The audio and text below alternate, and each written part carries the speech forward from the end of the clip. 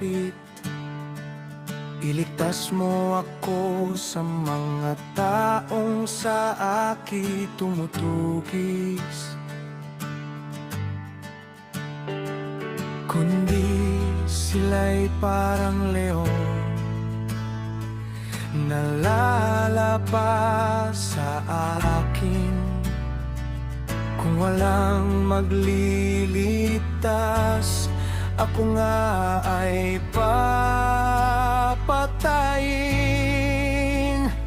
O Yahweh, aking Diyos, kung ako may nagkasala, at kung aking mga kamay ay puminsala sa iba,